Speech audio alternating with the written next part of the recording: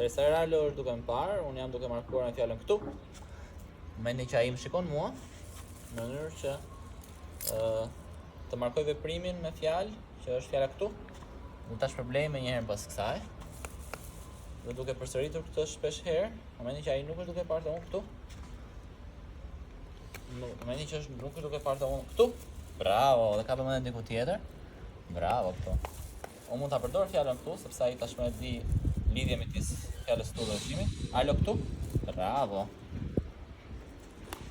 Dhe duke vazhduar që ta shpërblej sa herë që i kthen shikimit e unë. Alo këtu. Bravo. Tani jam duke ndodhur disa zhurma hekurash e prona gjithërnesh. Alo këtu. Dhe që unë të përforcoj pozitivisht praninë e këtyre zhurmave të reja, përdor fjalën këtu dhe normalisht duke përforcuar pozitivisht Arlon, momentin që ai kthen vëmendjen tek unë. Alo këtu. Bravo. Kjo gjë do të mësoj atij që pavarësisht përqendrimeve që janë rreth qark nesh, momentin që ai kthen vëmendjen tek unë, gjithmonë do shpërblej dhe gjërat mira do ndodhin kur vëmendja tek unë. Këtu, bravo Arlo këtu.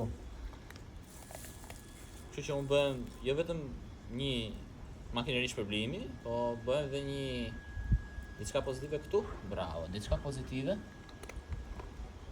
në çdo lloj ambienti dhe çdo lloj situate. Bravo këtu, bravo Arlo. Dhe mira për këtë ushtrim është që të përdorim këtu. Bravo këtu. Që të përdorim kokrat e vet, në mënyrë që të mos e furnizojmë shumë me trica. Alo këtu.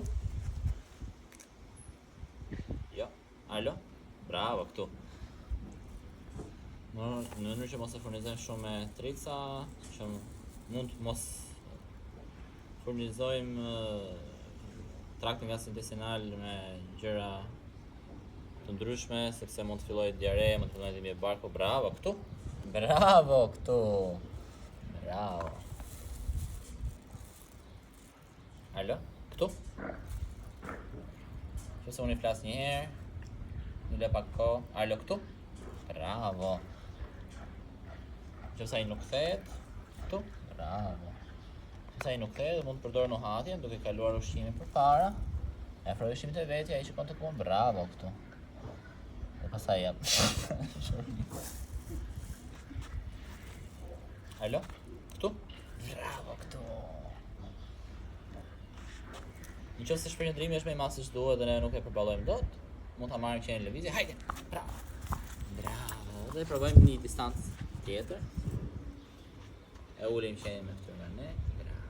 Këtu. Bravo. Dhe vazhdojmë. E shpërblejmë. E kur ai është gati, ne afrohemi përsëri. Hajde. Të vetja. Duke vendosur nga shpërqendrimi me korriz, për mua është shumë e qartë kur ai kthehet ose nuk kthehet andej këtu. Bravo. Dhe duke e përforcuar që ai të vazhdojë të shikojë tek unë, ai do të detyrohet që ta zbulojë se çfarë ka. Jo, bravo. Këtu.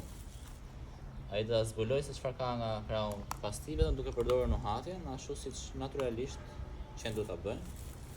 Përdori nuhatjen për të zbuluar çka ka afër tyre. Këtu. Bravo. Këtu. Test. Bravo këtu.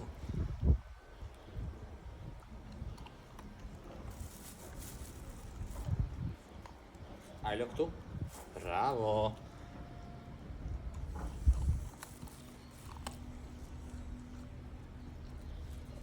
Bravo. Këtu.